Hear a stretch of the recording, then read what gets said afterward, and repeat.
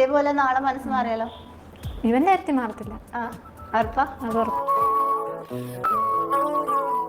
Plus two കഴിഞ്ഞ് പിന്നെ ഇവിടെ തന്നെ നിർത്തത്തില്ല, ദൂരോട്ടൊക്കെ വിട്ട് പഠിപ്പിക്കുകയൊക്കെ ചെയ്യും. പക്ഷെ ഒരു കണക്കിന് അതല്ലേ കുറച്ചുകൂടി ഈസി. എനിക്ക് കാണാതിരിക്കാൻ പറ്റത്തില്ല. നമസ്കാരം. ഈ ഇന്റർവ്യൂ എന്ന് പറയുന്ന പരിപാടി ഉണ്ടല്ലോ, ജോബ് ഇന്റർവ്യൂ അല്ല, സെലിബ്രിറ്റി ഇന്റർവ്യൂ. അത് നേരത്തെ അത്യാവശ്യം നല്ലൊരു പരിപാടിയായിരുന്നു. അപ്പോൾ മെയിനായിട്ട് ഈ സെലിബ്രിറ്റി ഇന്റർവ്യൂവിന് വേണ്ടിയിട്ട് വിളിച്ചു വരുത്തുന്നത് ആരാണ്? സെലിബ്രിറ്റി എന്ന് പറയുമ്പോൾ സിനിമാ നടന്മാരോ നടിമാരോ മാത്രമല്ല, എല്ലാ ആൾക്കാരെയും നമ്മൾ ഇന്റർവ്യൂവിന് വേണ്ടിയിട്ട് വിളിക്കാറുണ്ട്. സമൂഹത്തിൽ നല്ല നല്ല കോൺട്രിബ്യൂഷൻ നൽകിയിട്ടുള്ള എല്ലാ മേഖലയിൽ നിന്നുള്ള സെലിബ്രേറ്റ് ചെയ്യപ്പെട്ടിട്ടുള്ള ആൾക്കാരെയൊക്കെ തന്നെ ഇന്റർവ്യൂവിന് വേണ്ടിയിട്ട് വിളിച്ചു വരുത്തും.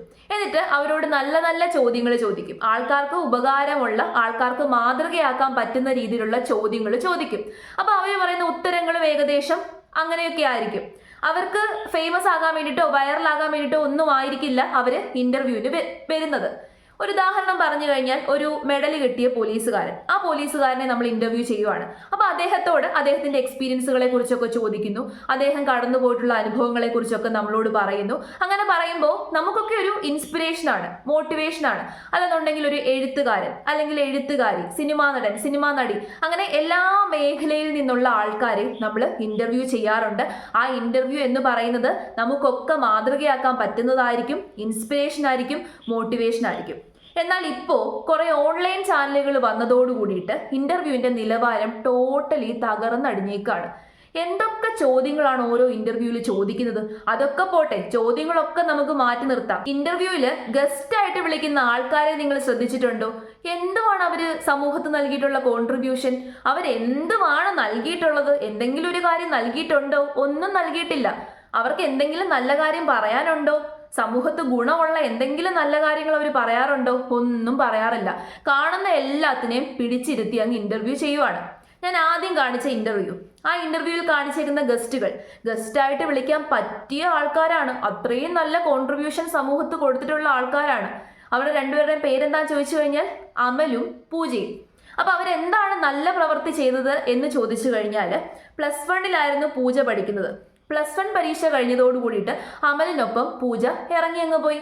വീട്ടുകാരെയും പറ്റിച്ച് ഒളിച്ചോടിപ്പോയി കല്യാണം കഴിച്ചു. കല്യാണം കഴിച്ച് 1-2 റീൽ എടുത്ത് ഇൻസ്റ്റഗ്രാമിൽ ഇട്ടു. ആ റീൽ അങ്ങ് വൈറലായതോട് കൂടിയിട്ട് സമൂഹത്തിൽ നല്ല നല്ല കോൺട്രിബ്യൂഷൻ ചെയ്തവരുടെ കൂട്ടത്തിൽ, സെലിബ്രിറ്റികളുടെ കൂട്ടത്തിൽ ഇവരും കയറിപ്പറ്റി. അങ്ങനെ അവരെ പിടിച്ചിരുത്തി ഇന്റർവ്യൂ ചെയ്തേക്കാണ്. എന്ത് കാര്യത്തിന്?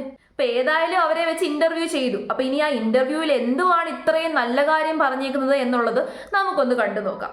സിന്ധു എന്റെ ഗസ്റ്റുകളെ കുറിച്ച് പറയുകയാണെങ്കിൽ, നമ്മളിങ്ങനെ നോർമലി ഫണ്ണായിട്ടൊക്കെ പറയില്ലേ, സ്കൂൾ പൊട്ടി കഴിഞ്ഞ് ഇനി കല്യാണങ്ങളുടെ ഘോഷയാത്രയാണെന്ന്. അതേപോലെ ഒരു വിഷുവിന് പെട്ടെന്ന് കല്യാണം കഴിക്കുക, പിന്നെ ഇൻസ്റ്റാഗ്രാം മുഴുവൻ ഇവരുടെ മാരേജ് വീഡിയോസ് ആയിട്ട് ട്രെൻഡിങ് ലിസ്റ്റിലേക്ക് കയറിക്കൊണ്ടിരിക്കുന്ന ഒരു കപ്പിളാണ് ഇന്ന് എന്റെ കൂടെ ജോയിൻ ചെയ്യുന്നത്, Amal and Pooja. Hi. Marriage video വിഷുവിനായിരുന്നു കല്യാണം കഴിച്ചിട്ടുണ്ടായിരുന്നത്. ഓക്കെ, ഇപ്പം കുറച്ച് ദിവസമല്ലേ ആയിട്ടുള്ളൂ. എങ്ങനെയുണ്ട് മാരേജ് ലൈഫ്? ഇപ്പം ലവ് മാരേജ് ആയിരുന്നോ? എനിക്ക് തോന്നുന്നു നിങ്ങളുടെ മാരേജ് വീഡിയോസും പിന്നെ നിങ്ങളുടെ ഇന്റർവ്യൂസ് ഒക്കെ ഇപ്പം ഭയങ്കര കോൺട്രോവേഴ്സിയിലേക്കൊക്കെ പോയിക്കൊണ്ടിരിക്കുന്ന പോലെ തോന്നുന്നുണ്ടോ? ഞങ്ങളുടെ ഇഷ്ടമല്ല ഞങ്ങൾ കല്യാണം കഴിക്കുന്നത്.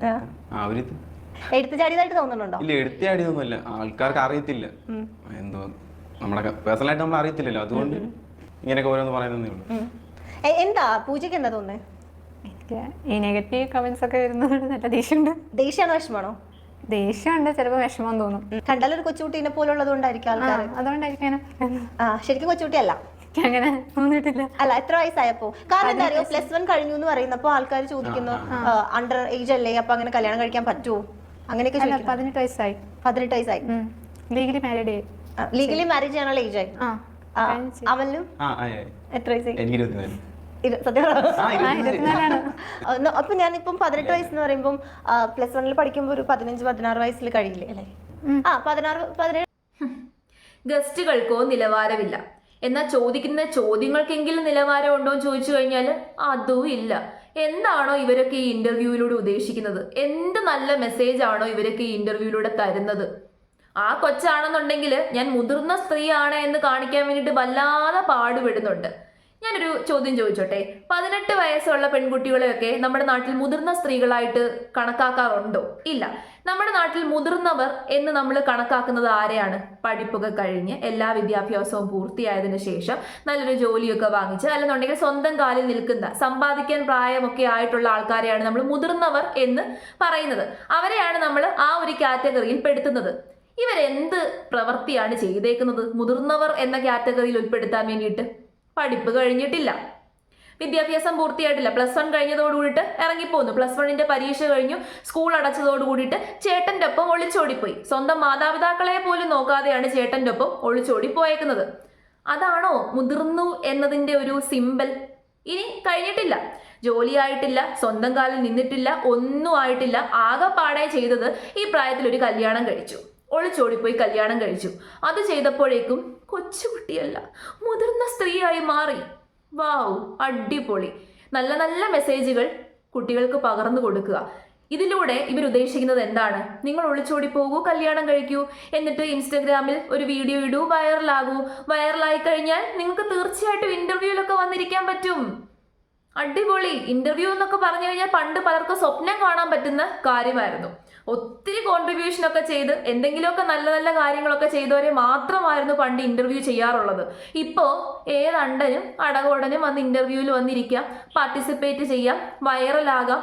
ഇനിയിപ്പോൾ ഒരു യൂട്യൂബ് ചാനലിലൂടെ തുടങ്ങിക്കഴിഞ്ഞാൽ ഇഷ്ടം പോലെ വരുമാനമല്ലേ. ഇവരുടെയൊക്കെ ജീവിതം കാണാൻ ഒരുപാട് ആൾക്കാരാണ്. ബാക്കി ചോദ്യങ്ങളോട് നമുക്ക് കേൾക്കാം. എന്ത് കണ്ടിട്ടാ അപ്പൊ ഇഷ്ടപ്പെട്ടെ? എന്ത് കണ്ടിട്ടാന്ന് വെച്ചാൽ ആക്കെന്നെ ഇഷ്ടമായിരുന്നു. അവനെന്നെ ഇഷ്ടമായിരുന്നു, അതെനിക്ക് ട്രൂ ആയിട്ട് തോന്നി. അല്ലാണ്ട് എന്ത് ക്വാളിറ്റീസ് ഇങ്ങനെയൊക്കെ ഉണ്ടാവില്ല ഒരാളിനെ നമുക്ക് ഇഷ്ടപ്പെടുമ്പോ ഇന്ന കാരണങ്ങൾ കൊണ്ട് എനിക്ക് ഇഷ്ടപ്പെട്ടു? എനിക്ക് ഹൈറ്റ് ഒക്കെ വേണമെന്നുണ്ടായിരുന്നു, കുറച്ച് ബോഡി ഫിറ്റ് ആയിട്ടുള്ള ആളാണ്, അതൊക്കെ ഉണ്ടായിരുന്നു. പിന്നെ കളർ പ്രശ്നമില്ലായിരുന്നു. ബൈസെപ്സ് ഉണ്ടോ? ഓക്കെ, ആ അങ്ങനെയൊക്കെ ഞാൻ ഉദ്ദേശിച്ച കണക്കൊക്കെ ഉണ്ട്. അല്ല, ആ 15 വയസ്സിൽ പൂജയ്ക്ക് ഉണ്ടായിരുന്ന ഒരു സങ്കല്പത്തിലെ ആളാണ് അമൽ. ആ സങ്കല്പം തന്നെയാണ് ഇപ്പോഴും. ഹൈറ്റ്, ബോഡി, പിന്നെ കളർ ഏതായാലും കുഴപ്പമില്ല. പിന്നെ എന്നെ സ്നേഹിക്കാൻ സ്നേഹിക്കണ്ട എല്ലാ ദിവസവും വരുന്നുണ്ടോ? പിന്നെ എനിക്ക് വേണ്ടി എന്തും ചെയ്യുന്നു തോന്നി. എന്ത് കണ്ടിട്ടാണ് ഇഷ്ടപ്പെട്ടത്? വളരെ നല്ല ചോദ്യം. വാവ്, എന്ത് നല്ല ചോദ്യം. അപ്പോൾ ഇതേ ചോദ്യം തന്നെയാണ് എനിക്ക് ഈ ഇന്റർവ്യൂ ചെയ്യുന്ന ആങ്കറിനോടും ആ ഇന്റർവ്യൂവിന് വേണ്ടിയിട്ട് ഇവരെ വിളിച്ച ആ ഗസ്റ്റായിട്ട് വിളിച്ച ചാനലുണ്ടല്ലോ, ആ ചാനലുകാരോടും എനിക്ക് ചോദിക്കാനുള്ളത്, എന്ത് കണ്ടിട്ടാണ് ഇവരെ നിങ്ങൾ ഗസ്റ്റുകളായിട്ട് വിളിച്ചത്? എന്ത് പ്രയോജനത്തിനാണ്? ഇവർക്ക് പ്രയോജനം ഉണ്ടല്ലോ, ഇവരെയൊക്കെ ഗസ്റ്റുകളായിട്ട് വിളിച്ചു കഴിഞ്ഞാൽ ഇഷ്ടംപോലെ ആൾക്കാർ കാണും, വ്യൂസ് കിട്ടും, വൈറലാകും, അതാണ് ഇവരുടെ പ്രയോജനം. പക്ഷേ സമൂഹത്തിന് യാതൊരു രീതിയിലുള്ള പ്രയോജനം ഇവരെ കൊണ്ടില്ല. അപ്പൊ എന്ത് കണ്ടിട്ടാണ് ഇവരെയൊക്കെ നിങ്ങൾ ഇന്റർവ്യൂവിന് വിളിച്ചത്? എന്തെങ്കിലും ഒരു നല്ല മെസ്സേജ് അവർക്ക് കൊടുക്കാനുണ്ടോ? എന്തെങ്കിലും നല്ല കാര്യം അവർക്ക് പറയാനുണ്ടോ? ഇനി ആ ആങ്കർ ചോദിച്ച ചോദ്യത്തിനുള്ള മറുപടി പൊളിച്ചിട്ടുണ്ട്. പൂജ എന്ന് പറയുന്ന പെങ്കൊച്ചിന്റെ മറുപടി പൊളിച്ചിട്ടുണ്ട്. ഇവന്റെ സ്നേഹം ട്രൂ ആണെന്ന് തോന്നി, എനിക്ക് വേണ്ടിയിട്ട് എന്തും ചെയ്യുമെന്ന് തോന്നി. ഹോ, എന്താണല്ലേ ട്രൂ ആണെന്ന് തോന്നിയെന്ന്. അപ്പൊ ഇത്രയും നാളും നോക്കി വളർത്തിയ മാതാപിതാക്കളുടെ സ്നേഹം ഇവക്കൊന്നും ട്രൂ ആയിട്ട് തോന്നിയില്ലേ? കഷ്ടപ്പെട്ട് ജോലി ചെയ്ത ഇവർക്കൊക്കെ വേണ്ടിയിട്ട് എന്തും ചെയ്യാൻ തയ്യാറായിട്ട് ജീവിച്ചിരിക്കുന്ന, ഇവർക്കൊക്കെ വേണ്ടിയിട്ടാണ് ജീവിച്ചിരിക്കുന്നത്. ജോലി ചെയ്ത് ഇവരെ പഠിപ്പിക്കുന്നു, ഇവർക്ക് ഫുഡ് വാങ്ങിച്ചു കൊടുക്കുന്നു, വസ്ത്രം വാങ്ങിച്ചു കൊടുക്കുന്നു, എല്ലാവിധ സൗകര്യങ്ങളും ഇവർക്ക് ഉറപ്പുവരുത്തി +1 വരെയൊക്കെ പഠിപ്പിച്ചില്ലേ? ഓക്കെ, ബാക്കിയും പഠിപ്പിച്ചേനെ. ആ വീട്ടിലുണ്ടായിരുന്നുണ്ടെങ്കിൽ ഇവളൊക്കെ എന്ത് ചെയ്തെന്ന് പറഞ്ഞു കഴിഞ്ഞാലും ബാക്കിയും ആ മാതാപിതാക്കൾ പഠിപ്പിച്ചേനെ. ഇവക്കൊക്കെ ഒരു സ്വന്തം കാലിൽ നിൽക്കാനുള്ള എന്തെങ്കിലുമൊക്കെ കാര്യങ്ങൾ ആ മാതാപിതാക്കൾ ഉണ്ടാക്കി കൊടുത്തേനെ. ഓക്കെ, അപ്പൊ ഇത്രയും നാൾ ഇവക്കൊക്കെ വേണ്ടിയിട്ട് എല്ലാം ചെയ്തു കൊടുത്ത മാതാപിതാക്കളുടെ സ്നേഹം ഇവക്കൊന്നും ട്രൂ ആയിട്ട് തോന്നിയില്ല. ചേട്ടന്റെ സ്നേഹം, ആ പയ്യൻ 24 വയസ്സേ ഉള്ളൂ, എന്നെക്കാട്ടി 2 വയസ്സിന് ഇളയതാണ്. 24ഉം 18ഉം നല്ല പ്രായമാണ്, കൊള്ളാം. എന്തായാലും സ്നേഹം ട്രൂ ആയിട്ട് തോന്നി. ആ ചോദ്യങ്ങൾ തന്നെ ശ്രദ്ധിച്ചില്ലേ? ആ ഉത്തരങ്ങൾ നിങ്ങൾ ശ്രദ്ധിച്ചില്ലേ? ഈ ചോദ്യങ്ങളും ഉത്തരങ്ങളും സമൂഹത്തിൽ യാതൊരു രീതിയിലുള്ള ഉപയോഗവുമില്ലാത്ത ചോദ്യങ്ങളും ഉത്തരങ്ങളുമാണ്. വല്ലാത്ത കഷ്ടമാണ്. ഇപ്പം കാണുന്നതിനെ എല്ലാം പിടിച്ചങ്ങ് ഇന്റർവ്യൂ ചെയ്യുവാണ്. എന്ത് കാര്യത്തിന്? എനിക്കത് മനസ്സിലാവുന്നില്ല. എന്ത് കാര്യത്തിന്? എന്താണ് അതുകൊണ്ടുള്ളൊരു പ്രയോജനം? എന്ത് കാര്യത്തിന്? എന്ത് എന്ത് സ്ഥാപിച്ചെടുക്കാൻ വേണ്ടിയിട്ടാണ് നിങ്ങൾ ഇങ്ങനത്തെ ഇന്റർവ്യൂ ഒക്കെ കൊടുക്കുന്നത്?